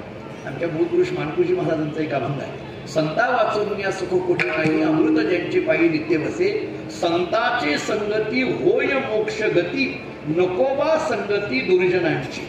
दुर्जनाच्या संगे दुःख प्राप्त होय, तेथे कैची सोय तारावया. बोधना म्हणे माझी सत्य ही त्रिवाच्या, नको अभक्तांचा संग देवा. संताचे संगती होय मोक्ष गती. आपण ज्याच्या संगतीत आहोत त्याचा परिणाम माणसाच्या जीवनावर होत असतो. मी एक साधा प्रश्न आपल्या सगळ्या भोसरीकरांना विचारतो, म्हणजे तुम्ही पण विचार करा त्या प्रश्नावर. श्रीमद भागवत तुम्ही ऐकलंय, अनेकदा कथा ऐकतो. त्या कथेमध्ये राजा परीक्षित कथा ऐकायला बसला का 7 दिवसामध्ये मृत्यू येणार होता. शाप दिला होता. का शाप दिला? त्यांनी मेलेला साप ऋषींच्या गळ्यामध्ये अडकवला. सगळ्यांना माहित आहे. मला कधी कधी अभ्यास करताना प्रश्न पडतो, परीक्षिती राजा म्हणजे सामान्य नाही हो. तो अर्जुनाचा नातू होता, म्हणजे पांडव कुलातला होता. थोडक्यात द्वारकेचा राणा पांडवा घरी, ज्यांच्या घरामध्ये द्वारकेचा राजा श्रीकृष्ण परमात्मा नांदत होते, अशा पांडव कुलामध्ये असलेला परीक्षिती शिकारीला गेल्यानंतर मेलेला साप उचलतो आणि ऋषीच्या गळ्यामध्ये अडकवतो की जे ऋषी तपश्चर्येला बसलेले होते. माझा प्रश्न पुन्हा पुन्हा येतो, परीक्षितीने हे दुष्कर्म केलं तरी का? त्याला माहित नव्हतं का हे चुकीचं आहे? मग असं असताना सुद्धा का केलं? तुम्हाला त्याच्या पुढचं सांगतो, नीट ऐका. त्याचं कारण, परीक्षिती राजा त्या दिवशी शिकारीला जाताना जरासंधाचा मुकुट घालून गेला असं वर्णन आहे. कळतंय का तुम्हाला? बघा, जरासंधाचा मुकुट घालून गेला. आणि आता जरासंध कोण होता हे सांगायची गरज नाही. त्यामुळे जरासंधाचा मुकुट घातल्यामुळे जरासंधाच्या वाईट विचाराने प्रभावित झालेला तो मुकुट परीक्षितीने स्वतःच्या डोक्यावर घातला. त्याची बुद्धी बदलली आणि त्याच्यामुळे मेलेला साप ऋषीच्या गळ्यामध्ये अडकवावा असं पाप त्याच्याकडून घडलं. थोडक्यात याच्यातून काय शिकावं? दुसऱ्याची टोपी घालू नये, दुसऱ्याला तर घालूच नाही, हे फार महत्वाचं आहे. दोन्ही वाक्य महत्वाचे. आता नीट ऐका, दुसऱ्याला तर टोपी घालूच नाही पण दुसऱ्याची सुद्धा घालून घेऊ नये. हे दोन्ही वाक्य जरा गमतीचे. बऱ्याचदा काही वेळेला असं गंमत होते. म्हणजे आता इथं नाही आहे, ही सगळी आदरणीय मंडळी आहेत, पण कधी कधी आम्ही कीर्तनाला गेल्यानंतर मोठे मोठे कुणी गायक वगैरे येतात आणि मग ते आता ते चाल म्हणायचे. मग ते खाली बसलेले असतात, त्यांना उठवलं जातं चाल म्हणायला. खरं तर आपल्याकडे नियम आहे, जो उभा आहे त्याला चाल द्यायची. पण आता आम्ही म्हणतो नाही म्हटलं तर आम्हाला कीर्तन मिळत नाही, त्यामुळे होय म्हणतो. किती गोंधळ झालेत आता तुम्हाला काय सांगू. पूर्वी असं नव्हतं महाराज. आता आप्पा याचे साक्षीदार आहेत, आमचं श्रद्धास्थान आहे. पूर्वी असं नव्हतं, अजिबात नाही. नियमाला तडजोड नव्हती महाराज. मग ते गायक खाली बसलेले असतात, मग ते त्यांना उभा करतात. मग त्यांच्याकडे डोक्यावर टोपी नसते, ती तर चाल म्हणायला इथं येतात. बरं, इथं येतात म्हणजे एखाद्या वेळेस मला बाजूला काढतात, पण इथं येतात. खरं तर या जागेवर उभा राहू नये. कीर्तन करा ही नारदाची गादी सांगितली जाते. याला फार नियम सांभाळले जातात. इथं उभा राहतात, पण ते आता ते सरका म्हणतात आम्हाला, आम्ही आपलं घेऊन मागं सरकतो. ते येतात, मग आता ते टाळ नसतो, कोणीतरी टाळ देतं. परत त्यांना टोपी नसते. मग आता ते कुठल्या तरी कोणतरी पुढे बसतात, त्याच्या डोक्यावरची टोपी घेतात, ते घालतात. आणि म्हणून कीर्ती चाल म्हणताना स्वरात जाते, ती त्याच्यामुळे जाते, बाकी काही नाही. की ती चाल स्वरातून जाते ना, ते त्याचं कारणच ते आहे. त्यामुळे असे दुसऱ्या आपल्याकडे वस्त्रातून सुद्धा दुर्गुण येण्याची शक्यता आहे असं सांगितलं. स्पर्शातून सुद्धा. मी आता किती उदाहरणं तुम्हाला देऊ, त्यात इतकी वेळ माझी. तुम्हाला एक सांगतो, मी धावतं बोलतो. रामायणामध्ये माहीत असलेल्या प्रसंगाच्या ठिकाणी घेतो, वेळ घालवत. त्या दशरथ राजाची आणि कैकेयीची जी चर्चा चालली का, त्याच्यात कैकेयीने असं सांगितलं होतं राजा दशरथाला की रामाला वनवास आणि भरताला राज्य. बरोबर आहे? ते दशरथाने सांगितलं एक तर हे मागूच नको, आणि जरी मागायचं असेल तर भरताला राज्य ठीक आहे, पण रामाला वनवास मागू नको. इथपर्यंत झाली चर्चा. हे टप्प्याटप्प्याने पुढे चालत गेली. ती कैकेयी ऐकायला तयार नाही. शेवटी राजा दशरथाने कैकेयीला त्या ह्याच्यामध्ये जी चर्चा चालली आहे महालामध्ये, कैकेयीला समजावून सांगितलं, कैकेयी तुला कळत नाही, अगं राम किती अभिवादनशील असते, नित्य वृद्धोपसे विना हा असे राम आहे, उपासित लोकाय उपशिक्षितात म्हणे असे राम आहेत. आणि रामाचं कौतुक करायला सुरुवात केली, गुणांचा विचार करायला सुरुवात केली. राजा दशरथाच्या मुखातून सारखा राम राम राम राम शब्द बाहेर पडू लागला. तो सारखा कैकेयीच्या कानावर पडायला लागला. आणि कैकेयीच्या कानावर पडत असताना नीट ऐका रामायण, की कैकेयीचं मन जे रामाला वनवास म्हणून सांगत होतं, त्या कानावर राम राम शब्द पडून पडून पडून तिच्या मनातच बदल होऊ लागला. तिच्या मनाची धारणा अशी होऊ लागली की आपण रामाला जो वनवास सांगितलाय ही मागणी माघारी घ्यावी असं तिच्या मनात आलं. तिच्या चेहऱ्यावरती भाव प्रगट होऊ लागले. आणि हे खिडकीतून मंथरा बघत होती. नीट ऐका आता पुढलं. या कैकेयीची आणि राजा दशरथाची चर्चा किंवा त्या दोघांची भांडणं खिडकीतून कोण बघत होती? मंथरा. थोडं गमत सांगू, नवरा बायकोची भांडणं खिडकीतून जी बघते तिचं नाव मंथरा. आता मला पुढे बोलायचं नाही. आता ही मंथरा ती खिडकीतून पाहायला लागली. आणि ती खिडकीतून पाहत असताना त्या मंथरेच्या लक्षात आलं की कैकेयीच्या चेहऱ्यावरचे भाव बदलू लागले. आपल्याकडे मानसशास्त्र असं सांगतं, मनातले भाव चेहऱ्यावर प्रगट होत असतात. मनातले भाव चेहऱ्यावर प्रगट होत असतात. किंवा जरा उलट वाक्य सांगू, चेहरा पाहिलं की कळतं मनात काय चाललंय. आता हे उलट घ्या तुम्ही. त्याला मानसशास्त्रामध्ये याला इंग्रजीमध्ये एक शब्द आहे, फेस रिडिंग म्हणतात. चेहरा पाहिलं की कळतं मनात काय चाललंय. पण जरा स्पष्ट बोलू, ही कला अलीकडल्या काळात दोन लोकांना जास्त आहे. एक राजकारण्यांना, दुसरी महाराज लोकांना. ही कला जास्त आहे. म्हणजे राजकारणी महाराज असं नाही, म्हणजे दोन वेगवेगळे घ्या. ही कला जरा जास्त आहे या दोघांना. त्यांनाही कळतं कोणता माणूस कसा आहे, आम्हालाही कळतं कोणाला कोणती तारीख पाहिजे, कसं काय काय लगेच कळतं. आता ते चेहरा बदलायला लागला. मंथरेच्या लक्षात आलं, ज्या तिचा चेहरा बदलायला लागला त्या तिचं मन बदलायला लागलं. आणि जर मंथरा विचार करायला लागली, कैकेयीने रामाला वनवास ही मागणी माघारी घेतली तर हे इतकं शिजवलेलं सगळं गेलं ना, मग काय करायचं. त्या मंथरेने हातवारे करायला सुरुवात केली खिडकीतून. ओरडता तर येत नव्हतं. आणि का कोणास ठाऊक सहज कैकेयीचं लक्ष मंथरेकडे गेलं. आता पुढचं ऐका. मंथरेकडे पाहिल्याबरोबर ती दृष्टादृष्ट झाल्याबरोबर कैकेयी पुन्हा मूळ स्वभावामध्ये गेली. आणि कैकेयीने राजा दशरथाला सांगितलं, काहीही झालं तरी रामाला वनवास म्हणजे वनवासच. हे घडलं कशामुळे? फक्त मंथरेकडे पाहण्यामुळे. विठाला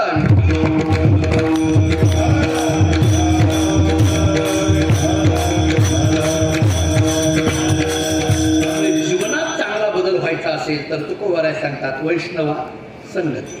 किती गोष्टी झाल्या? 3 गोष्टी झाल्या. एक, अर्ध्या क्षणात मुक्ती मिळते म्हणून वैष्णवा संगती. प्रारब्ध बदलून जातं म्हणून वैष्णवा संगती. आमचं जीवन एका परमोच्च क्षणाला पोहोचायचं असेल तर वैष्णवा संगती. आणखीन एक उत्तर देतो, आणखीन एक सांगतो. पुष्कळ याच्यावर मुद्दे आहेत पण मला धावत्या वेळेत संपवायचं आहे. आणखीन एक उत्तर देतो. काय आहे, आपण ज्याच्यावर संगतीत राहतो त्याचा परिणाम माणसाच्या जीवनावर होत असतो. ते स्वभाव आपल्या ठिकाणी येत असतात. एक गुरु शिष्य जंगलात निघाले. दोघेही निघाले, एका झाडाखाली बसले. बसल्याबरोबर गुरुजींना वाटायला लागलं ध्यान करावं लागलं. त्यांनी डोळे झाकले आणि देवाचं ध्यान करायला लागले. गुरुजी देवाचं ध्यान करायला लागले. शिष्य तिथं बसलेला होता. ते घनदाट जंगल. समोरून अचानक पद्धतीने एक वाघ येत असलेल्या त्या शिष्याने पाहिलं. त्या शिष्याच्या लक्षात आलं. त्या शिष्याने मोठ्याने हाक मारली, गुरुजी वाघ येतोय. गुरुजी देवाचं ध्यान करत होते. त्यांना काही बाहेर काय चाललंय माहित नाही. त्यांनी पुन्हा मोठ्याने हाक मारली, गुरुजी वाघ येतोय. तरी गुरुजींचं लक्ष नाही. अगदी वाघ जवळ आला, पुन्हा यांनी मोठ्याने हाक मारली, गुरुजी वाघ येतोय. तरी गुरुजींचं लक्ष नाही. याचं एकच प्रमाण पाठ होतं, आपुली आपण करा सोडवण. माणसं लागूपुरती प्रमाण पाठ करतात बघा तुम्ही. त्यात एवढंच प्रमाण पाठ. तो म्हटला, हे गुरुजींचं वय झालंय, आपलं आणखी व्हायचं जायचं राहिलंय, कुठं यांच्या नादी लागा. त्यानं त्या गुरुजींचा नाद सोडला. वर झाडावर जाऊन बसला. त्या वाघाला घाबरून वरती जाऊन बसला. वाघ गुरुजींच्या जवळ आला. 2 मिनिटं थांबला. आवाजही केला नाही, निघून गेला. शिष्याला आश्चर्य वाटलं, ज्या वाघाला घाबरून आपण वर जाऊन बसतो या वाघाने आवाजही केला नाही. तुम्हाला एक सांगू, आपण जर निघालो जंगलामध्ये आणि जंगलामध्ये निघालो अचानक आपल्या समोर वाघ आला, पळून जायचं नाही. जिथं आहे तिथं तसंच उभं राहायचं. वाघ काही करत नाही असं म्हणतात. मला नाही माहित, मी ताडोबा बघायला गेलो होतो दादा, आणि त्या ताडोबाला गेल्यानंतर तिथल्या फॉरेस्ट ऑफिसरने हे मला सांगितलं, मी तुम्हाला ती कीर्तनात सांगितलं, तुम्ही अनुभव घ्या आणि जर भेट झाली आपली, नाही झाली तर रामकृष्ण हरी, पण झाली आपली तर सांगा की महाराज तुम्ही म्हणता ते खरं आहे, म्हणजे मला तेवढं बळ मिळेल हे खरंच आहे म्हणून सांगायला. झालं. तो वाघ 2 मिनिटं थांबला, निघून गेला. शिष्य खाली उतरला. गुरुजींचं ध्यान संपलं. दोघांनी समोर पाहिलं, स्मित हास्य केलं, रस्त्याने निघायला लागले. गुरुजींच्या गालाला एक डास, एक मच्छर गुरुजींच्या गालाला चावला. त्यांनी अशी थप्पड मारली, म्हटले अरे बापरे काय भयंकर डास आहे, केवढा जोरात चावला. शिष्याने विचारलं, गुरुजी मगाशी वाघ तुमच्या जवळ आला, तुम्ही जरा सुद्धा घाबरला नाही, आणि आता डास चावल्यानंतर, मच्छर चावल्यानंतर म्हणता भयंकर आहे, जोरात चावला, असं कसं काय? गुरुजींनी एका वाक्यात उत्तर दिलं, मगाशी वाघ माझ्याजवळ आला त्यावेळेस मी देवाच्या संगतीत होतो, घाबरायचा विषय नाही. आता डास चावला त्यावेळेस मी तुझ्या संगतीत आहे म्हणून भयंकर, बाकी काही नाही. जवळ बघू नका लगेच असं कोण आहे आपल्या, असं नाही. पण आपण ज्याच्या संगतीत आहोत त्याचा परिणाम होतो वैष्णवा संगती. विठ्ठल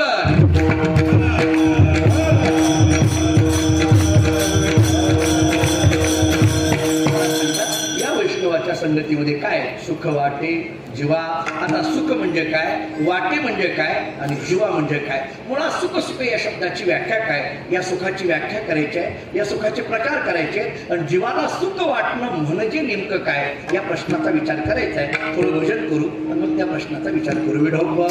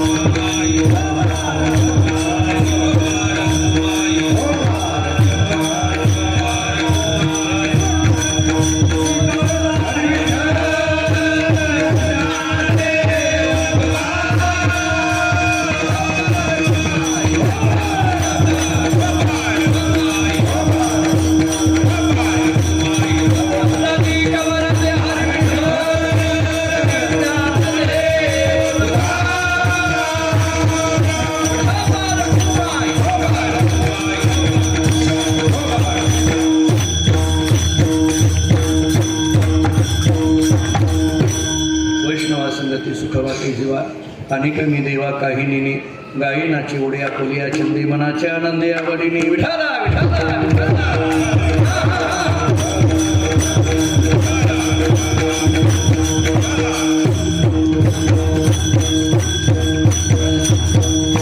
या अभंगाचा विचार करत असताना वैष्णव शब्दाचा विचार आपण करून आलो.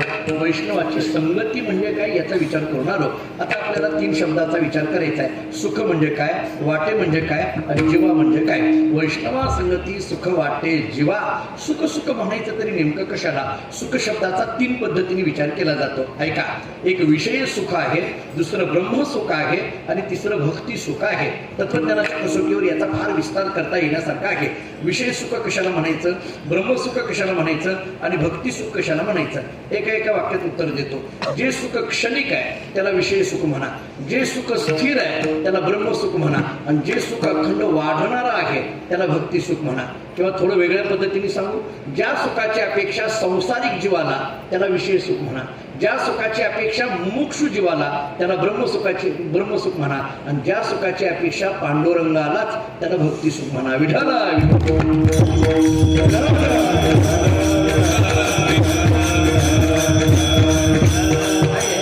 विषय सुख हे क्षणिक असतं. क्षणिक म्हणजे काय, काही कालापुरतं. ज्ञानेश्वरी सांगतो आपल्याला, ज्ञानेश्वरी आम्हाला असं सांगते, मनोनी विषय भोगी जे सुख साध्यंतची जाण दुःख परी काय की जे मूर्ख न सेविता न सरे. आणि याच्यावर ज्ञानोबाऱ्यांचा आणखीन एक प्रमाण असा आहे, विषयाचे समसुख बेगडाची बाहुली अभराची सावली जाईल रया. ज्ञानोबाराय बोलतात विषयातलं सुख हे काही कायम राहणार आहे का, कधी ना कधीतरी ते जाणार आहे. सांगतो आपल्याला, एकाने घर बांधायला सुरुवात केली. दुसऱ्याने विचारलं काय करायला लागलंस बाबा. म्हटले घर बांधायला लागलो. कशा करता, सावली नको का. तो दुसरा म्हटला वेड्या, सावली करता घर बांधायची काय गरज आहे, ढग आल्यानंतर सावली असतेच की. तो घर बांधणारा म्हटला ढग आल्यानंतर सावली असते पण ढगाची सावली काय कायम आहे का.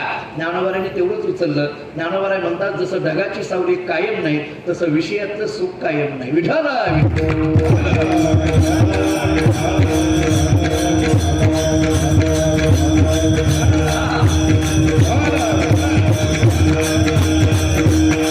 एक विचार. आता दुसरा विचार, ब्रह्मसुख. याचा अर्थ मी तुम्हाला ओव्यात 2 देतो. ब्रह्मसुखा करता 2 ओव्या घ्या. किंबहुना सोये जीव आत्मयाची लागे आणि ते जे होये तया नाम सुख. ज्ञानोबाराय सांगतात किंबहुना सोये जीव आत्मयाची लागे, जीवाच्या ठिकाणी आत्मानुभूती येणं याला ब्रह्मसुख म्हणा. दुसरी ओवी देतो, जीव परमात्मा दोन्ही वैसवनी ऐक्यासनी जयाची हृदय भुवनी विराजती. किंवा तुकोबऱ्यांचं प्रमाण देतो, तुका म्हणे कैची कीव आणि कोठे जीव निराळा. किंवा हरिपाठ ऐका, एक हरी आत्मा जीव शिव समा वायात दुर्गमा न घाली मन. आणि उपनिषदाचं चिंतन असं आहे, तत्त्वम असी अहम ब्रह्म अस्मी या भूमिकेमध्ये जाणं याला ब्रह्मसुख म्हणा. आणि तिसरा मुद्दा आहे भक्ती सुखाचा. या भक्ती सुखाची गंमत अशी आहे, स्वतः देव या सुखाकारणे देव वेढावला वैकुंठ सोडोनी सत्य सदनी एवढी राहिला. या सुखाकारणे म्हणजे कोणत्या, भक्ती सुखाकारणे. दुसरं प्रमाण देतो, संतांचे सुख झाले या देवा मनोनी सेवा करी त्यांची. संतांच्या घरची सेवा देव करायला लागले याचं कारण संतांच्या संगतीतल्या सुखाची अपेक्षा देवाला आहे म्हणून वैष्णवा संगती. कैवतिक न्यायाने बोलतो, जरा बारीक आहे का, एवढा एकच विचार सांगून थांबणार आहे. कैवतिक न्यायाने मला असं बोलायचं आहे, जर वैष्णवाच्या संगतीमध्ये देवाला सुख वाटत असेल तर वैष्णवाच्या संगतीमध्ये जीवाला सुख का वाटू. माझा प्रश्न कळाला का पहा. जर वैष्णवाच्या संगतीमध्ये देवाला सुख वाटत असेल तर वैष्णवाच्या संगतीमध्ये जीवाला सुख का वाटू नये. मी कथा उदाहरण देतो. आपल्याला सगळ्या संतांची चरित्र किती विस्ताराने माहीत आहे मला माहीत नाही. ज्ञानोबाराय तुकोबारायांचं चरित्र तो तुम्ही नेहमी ऐकता. पण जर तिकडे पलीकडे मराठवाड्यात आला तर सावता महाराजांचं चरित्र वाचण्यासारखं आहे. गोरोबा काकांचं चरित्र चिंतन करण्यासारखं आहे. चोखोबारायांचं चरित्र फार आघात अशा पद्धतीचं आहे. गोरोबा काका ते धाराशिव म्हणजे पूर्वीचं उस्मानाबाद, त्या धाराशिवच्या जवळ तेर नावाचं गाव आहे. किती आपण तिकडे आलात मला माहीत नाही पण एकदा येऊन जा. तेरमध्ये गोरोबा काकांची समाधी, फार मोठं भव्य दिव्य मंदिर आहे. काय झालं, गोरोबा काकांचे दोन्ही हात तुटले. आता हे कुंभार समाजाचे दोन्ही हात तुटले. का तुटले, कसे तुटले सांगण्यात वेळ घेत नाही. दोन्ही हात तुटले. काकांना असं वाटायला लागलं, वाईट वाटायला लागलं दोन्ही हात तुटले, मी भजन कसं करणार. काकांना वाईट वाटायला लागलं. पण ही ज्या बातमी जेव्हा पांडुरंगाला कळाली तेव्हा पांडुरंगाला असं वाटायला लागलं की काका मडकी कशी बनवणार. म्हणजे काकांना देवाच्या भजनाची चिंता आणि देवाला काकाच्या प्रपंचाची चिंता. याला म्हणा तुका म्हणे घालू तयावरी भार. काकांना वाटायला लागलं काय करावं. देवालाही वाटायला लागलं कोणाला तरी यांच्याकडे पाठवलं पाहिजे. कारण आता हात तुटले, मडकी नाही बनवणार, मडकी नाही बनवली, प्रपंच कसा चालणार. देवाने विचार केला कोणाला तरी कुंभार म्हणून पाठवूया. पण देवाने विचार केला कोणाला पाठवावं, त्याच्यापेक्षा आपणच जातो. देव कुंभार झाले. अवघड आहे का होतं. अनंत रूपे अनंत वेशे देखील मी त्यासी. झालं, देवाने कुंभाराचे कपडे घातले, कुंभाराचं रूप धारण केलं आणि पंढरपुरातून देव तेरला निघणार. तेवढ्या देवाच्या लक्षात आलं मी कुंभार झालो, पण बरोबर गाढव पाहिजे की. आता माती करता ह्याच्याकरता पाहिजे ना, आपापली साधनं बरोबर लागतात. आता गाढव कुणाला करायचं. देवाने इकडे तिकडे बघितलं, गरुडाकडे पाहिल्याबरोबर गरुडाच्या लक्षात आलं बहुतेक नंबर आपलाच आहे म्हटले. आता देवाने गरुडाला सांगितलं गरुडा गाढव व्हायचंय. आज्ञापालक सेवकाचा धर्म. नीट ऐका. देव कुंभार झाले, गरुड गाढव झालं, निघणार. तेवढ्या देवाच्या लक्षात आलं मी कुंभार झालो, गरुडाला गाढव केलं. पण गाढवावर माती टाकल्यानंतर त्या गाढवाला हाकण्याकरता कुंभाराची कोण लागते. बायको. त्या गाढवाला हाकायला बायको लागणार ना, कारण बायको असल्याशिवाय गाढवा हाकलीच जात नाही. नाही मी उदाहरणार्थ बोलतोय, तुम्ही दुसरीकडे घेऊन जाऊ नका, दुसरीकडे अजिबात जाऊ नका. पाहिजे ना आता म्हटले बायको कोणाला करायचं. देवाने असा विचार करेपर्यंत रुक्मिणी मातेने सांगितलं मी नाही का, मी कुंभारी नाही. सांगा, रुक्मिणी माता कुंभारी झाल्या, देव कुंभार झाले, गरुड गाढव झालं, रुक्मिणी माता कुंभारीन झाल्या. आणि हे तिघच्या तिघ तेर मध्ये सकाळच्या वेळेला गोरोबा काकांच्या दारात आले. काका आहेत का, हाक मारली. काका बाहेर येऊन पाहतात, एक कुंभार, त्याची पत्नी, गाढव, हे सगळं विराट दिसल्याबरोबर काकांना प्रश्न पडला हे कोण आहेत, का आलेत माझ्याकडे. काकाला माहित नाही हा देव आहे. काकाने विचारलं कोण आहात आपण, कसं काय येणं केलं. देवाने बोलायला सुरुवात केली. काका मी असं ऐकलंय की तुमचे दोन्ही हात तुटल्यामुळे तुम्हाला मडकी बनवण्याकरता एका नोकराची गरज आहे. आणि काका मी सांगू, मला सुद्धा एका नोकरीची गरज आहे. मी कुंभार आहे, मलाही नोकरीची गरज आहे. माझी विनंती एवढीच आहे, मला तुमच्याकडे नोकरीला ठेवून घ्याल का. कोण म्हणतोय, अखिलांड कोटी ब्रह्मांड नायक भगवान श्री पांडुरंग परमात्मा. काकांना म्हणतोय मला नोकरीला ठेवून घ्याल का. काकांनी हे सगळं पाहिलं आणि काकांनी त्या कुंभार दादाला सांगितलं, कुंभार दादा खरं सांगू म्हटलं, मला खरंच वाटत होतं एखादा नोकर आपल्याकडे असावा, पण इथं स्वतःहून तुम्ही आलात. बोलता बोलता काका त्या कुंभाराकडे बघून म्हणायला लागले, कुंभार दादा तुम्हाला सांगतो अगदी तुम्ही देवासारखं आलात म्हटले. कळालं का तुम्हाला हे देवासारखं. देवानी मध्येच मनात विचार केला, हा सारखा शब्द कशाला घातलाय, देव चालू आहे ना, देवासारखं कशाचं, देवासारखा आला. बरं ठीक आहे, कुठं आहे माती, मडकी बनवायची कुठं, भाजायची कुठं, सगळं दाखवलं. आणि तेर मधल्या मातीला पांडुरंगाचे हात लागले. त्या मातीतून मडकी बनायला लागली. टणक आणि सुबक अशी मडकी बनायला लागली. गर्दी वाढायला लागली, मडक्याला गिराईक वाढायला लागलं. काकांना आनंद वाटायला लागला. प्रपंचही व्यवस्थित चाललाय आणि परमार्थही व्यवस्थित चाललाय. लोकांची सोय झाली, याच्यात काकांना आनंद आहे. काही काही मंडळी, जवळची मंडळी काकांच्या जवळ जायची आणि काकांना म्हणायची, काका आम्हाला खरंच वाटत होतं कोण मडकी बनवणार, पण तुमच्याकडला नोकर चांगली मडकी बनवतोय. बोलता बोलता एकाने सांगितलं, काका खरं सांगू, तुमच्यापेक्षा सुद्धा तुमचा नोकर चांगली मडकी बनवतोय म्हणायची. आता हा नोकर काही सामान्य आहे का. जाता जाता एक युक्तिवाद देऊ. या कुंभाराने जर इतकी सगळी मडकी बनवली असेल तर मातीच्या मडक्याचं काय पडलंय त्याला महाराज. ही सगळी आपली मडकी त्यानंच बनवली ना. झाला आनंद आहे सगळ्यांना. ही बातमी आळंदीकडे कळाली. ज्ञानोबाराय मुक्ताबाईंच्या कानावर गेली आणि मुक्ताबाईंनी ज्ञानोबारांना सांगितलं, दादा पंढरपूरला जाण्याच्या ऐवजी तेरला जाऊ, गोरोबा काकांना भेटू आणि मग पांडुरंगाच्या दर्शनाला जाऊ. ठीक आहे. निवृत्तीनाथ महाराज, ज्ञानेश्वर महाराज, सोपान काका, मुक्ताबाई तेरला आले आणि ही चौघं भावंड तेरला आलेले हे कळाल्याबरोबर पांडुरंगाने गरुडाला सांगितलं, आपलं गबाळ गुंडाळा आणि पंढरपूर गाठा म्हटले. आपल्याला ओळखणारी माणसं आहे. आळंदीची माणसं फार हुशार, तेव्हापासूनच हुशार, फार हुशार. आळंदीकर सगळे फार हुशार. आळंदीकरांना आम्ही पंढरपूरकर तर सारखे असे हात जोडूनच असतात, फार हुशार. पांडुरंगाने सांगितलं आपल्याला ओळखणारी माणसं आले, आपलं गव्हाळ गुंडा. तिघच्या तिघ गुप्त झाले, पंढरपूरला निघून गेले. मुक्ताबाई काकांच्या जवळ आली आणि काकांचे दोन्ही हात तुटलेले पाहिल्यानंतर मुक्ताबाईंनी विचारलं, काका हे दोन्ही हात तोडून घेतले का, मनस्ताप करून घेतला? आता हात तुटले म्हणजे मडकी बनवणार नाही, आणि मडकी नाही बनवली म्हणजे प्रपंच चालणार नाही, आणि प्रपंच नाही नीट केला तर परमार्थ काय करणार तुम्ही? एक जाता जाता वाक्य थोडं सामाजिक शास्त्रातून दृष्टीने, समाजशास्त्राच्या दृष्टीने बोलतो. प्रपंच नाही नीट केला तर परमार्थ काय करणार? आमचे गुरुजी, मी ज्यांच्याकडे अभ्यास केला ते गुरुरी भाऊ आम्हाला असं म्हणायचे, ज्याला व्यवहार कळाला त्याला परमार्थ कळाला म्हणायचे. प्रपंच नीट करता आला पाहिजे. आणि थोडं कधी कधी माझे विचार लोकांना खटतील, पण तरी एक वाक्य सांगून जातो, चांगला प्रपंच करणं हा सुद्धा एक परमार्थच आहे. चांगला प्रपंच करणं, प्रपंचाच्या जबाबदाऱ्या माझ्या मला कळायला पाहिजे. मी आईविषयी, वडिलांविषयी माझी काय जबाबदारी आहे, पत्नीविषयी माझी काय जबाबदारी आहे, मुलांविषयी माझी काय जबाबदारी आहे, भावाविषयी बहिणीविषयी माझी काय जबाबदारी आहे, समाजाविषयी आणि देशाविषयी धर्माविषयी माझी काय जबाबदारी आहे. मला वाटतं हे मला कळणं आणि त्या पद्धतीने मी वागणं याच्यासारखा दुसरा परमार्थ कोणता नसतो. उत्तम प्रपंच करता येईल. मुक्ताबाईंनी विचारलं, मडकी कशी बनवणार, कसं चालणार?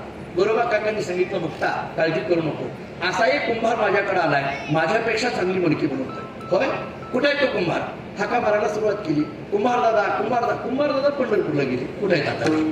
कुठंच नाही. मग मडकी कुठे आहे? बाहेर आहे. मुक्ताबाई बाहेर येते, ती मडकं उचलते, चहूबाजूने पाहते, डोळ्यातून घळघळ असून यायला लागले आणि मुक्ताबाई रडायला लागलेली पाहिल्यानंतर गोरोबा काका मुक्ताबाईच्या जवळ येतात आणि मुक्ताबाईला विचारतात, मुक्ता का रडायला लागली? मुक्ताबाईंनी सांगितलं, काका या मडक्याकडे तरी पहा, प्रत्येक मडक्यावर शंख चक्र गदा पद्म ही चिन्ह उमटलेली आहेत. याचा अर्थ तुमच्या घरी जो काम करत होता तो सामान्य कुंभार नव्हता, विटेवरचा पांडुरंग परमात्मा काम करत होता. काकांनी ते पाहिलं, काकांच्या डोळ्यातून असूर यायला लागले. काकांनी देवाला विचारलं, देवा आमच्या सारख्याच्या घरामध्ये अशी कामं का केली? देवाने काकांकडे पाहिलं आणि एकच उत्तर दिलं, काका तुमच्या संगतीत राहिलं की मला सुख वाटतं. मग माझा प्रश्न आहे, जर वैष्णवाच्या संगतीत देवाला सुख वाटत असेल तर वैष्णवाच्या संगतीत जीवाला सुख का वाटणार नाही? वैष्णवा संगती सुख वाटे जीवा.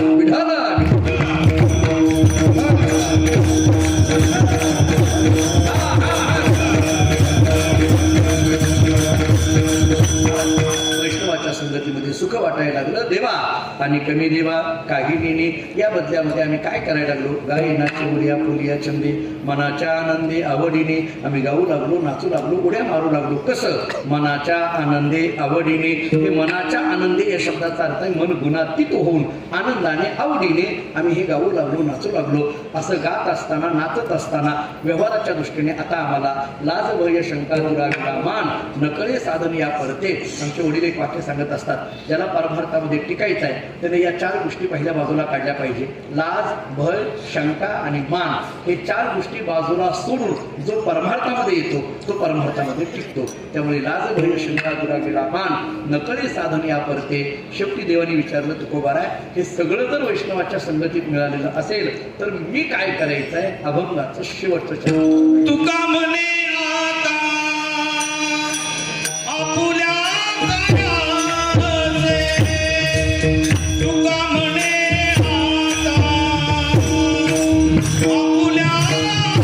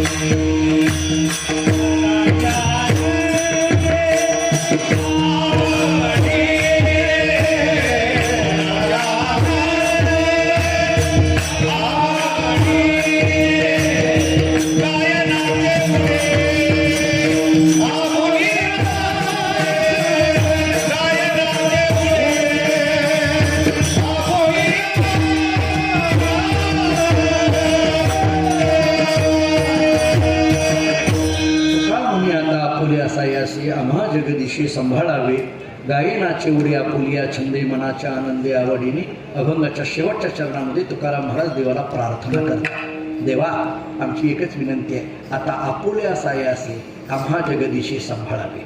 मला असं वाटतं अभंगातील 3 चरण ही योग आहे आणि अभंगाचं शेवटचं चरण हा त्या योगाचा क्षेम आहे. आणि म्हणून योग आणि क्षेम यालाच प्रार्थना म्हटलं जातं. त्याच्यातही अशी गंमत आहे, अप्राप्तस्य प्राप्तिर्योग आणि तस्य रक्षणम क्षेम. योग होणं सोपं असतं पण क्षेम होणं कठीण असतं. थोडं सोप्या शब्दात बोलू, मिळणं सोपं असतं हो, पण मिळालेलं सांभाळणं कठीण असतं किंवा टिकणं कठीण असतं. अगदीच व्यवहारात साधं उदाहरण देऊ, माळ घालणं सोपं असतं, पुढलं बोलायची गरज नाही, पण घातलेली माळ टिकवणं अवघड असतं. त्यामुळे योग झालेला आहे, सुखाचा योग देवा वैष्णवाच्या संगतीत झालाय. पण हे झालेलं सुख तुझ्या कृपेने टिकलं जावं, तुला आम्ही एवढीच प्रार्थना करतोय. आमची जी सद्बुद्धी आलेली आहे या सद्बुद्धीला कधी दुर्बुद्धीचा स्पर्श होऊ देऊ नको. दुर्बुद्धी ते म्हणा कदा जो नारायणा, अशा पद्धतीची जणू काही ही प्रार्थना आहे. त्यामुळे तुका म्हणे आता आपुल्या सायासे आम्हा जगदीशी सांभाळावे गायनाची ओढी आपुलिया छंदे मनाच्या आनंदे आवडीने. या 4ही चरणामध्ये जितका विचार संगती आणि सुखाच्या संबंधाने करता येणं शक्य आहे तेवढा करण्याचा प्रयत्न केला.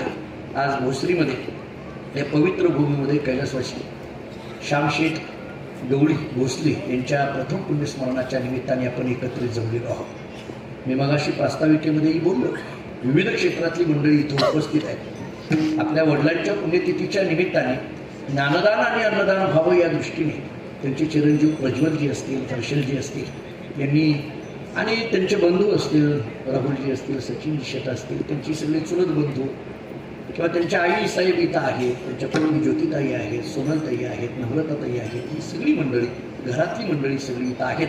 आणि या कुटुंबावर प्रेम करणारी सुद्धा या भागातली सगळी मंडळी इथं उपस्थित आहेत. या सर्वांच्या चरणी नतमस्तक होतो. आपला वडिलांचा चालत आलेला जो दुग्ध व्यवसाय आहे त्या व्यवसायाला एक चांगल्या पद्धतीचं बळ मिळत, त्या व्यवसायाबरोबर पारमार्थिक वृत्ती ठेवत हा सगळा प्रवास या गवळी परिवाराचा या ठिकाणी चाललेला आहे. आपल्याकडे इंग्रजीमध्ये एक शब्द आहे, आपल्या प्रपंचाला फिलॉसॉफिकली टच पाहिजे, याला अध्यात्माचा स्पर्श म्हटलं जातं. साने गुरुजींचे एक भारतीय संस्कृती नावाचं पुस्तक आहे. त्या पुस्तकाचं एकच वाक्य सांगतो. त्यांनी वाक्य असं सांगितलंय, अध्यात्माच्या पायावर उभी असलेली एकमेव संस्कृती तिचं नाव भारतीय संस्कृती. त्यामुळे हिचा पाया अध्यात्माचा आहे आणि अध्यात्म हे बोलण्यापेक्षा अध्यात्म जगण्याला फार महत्त्व आहे. मी कैलासवासी श्यामशेठचं जे चरित्र मगाशी आल्यानंतर या सगळ्या मंडळींनी सांगितलं तर मला या सगळ्यातून एवढंच कळतं की ते अध्यात्म जगत होते. खरं तर इतक्या लवकर जाणं हे एका अर्थाने आपल्याला पोलकं करणं किंवा आपल्याला दुःखात टाकण्यासारखं आहे. पण ज्ञानोबाऱ्यांच्या ओवीचा आधार घेऊन उपजेते नाशी नाशिले पुनरपी दिसे, हे घटिका यंत्र जैसे परिभ्रमेगा, काही गोष्टी नियतीच्या स्वीकाराव्या लागतात आणि पुढची वाटचाल करावी लागते. मी कैलासवासी श्यामशेठ यांना भावपूर्ण श्रद्धांजली अर्पण करत असताना आपण केलेल्या सगळ्या कार्याचा वसा आणि वारसा त्यांची मुलं पुढे घेऊन जातील आणि त्याच्याकरता तुकोबारांचं एकच प्रमाण देईल, पित्याचे जे काय धन पुत्रा कोण वंचील. तुकोबारीने केलेली भाषा अशी आहे, आपुल्या हिता जो असे जागता, धन्य माता पिता तयाची या, कुळी कन्या पुत्र होती जी सात्विक, तयाचा हरिक वाटे देवा. एवढी भावना या निमित्ताने व्यक्त करतो. झालेली सेवा पांडुरंगाच्या चरणी, ज्ञानोबा तुकोबारांच्या चरणी, मी ज्या परंपरेत आहे त्या संत सद्गुरू माणकोजी बोधले महाराजांच्या चरणी सेवा समर्पित करतो. याच ठिकाणी थांबतो. ज्ञानेश्वर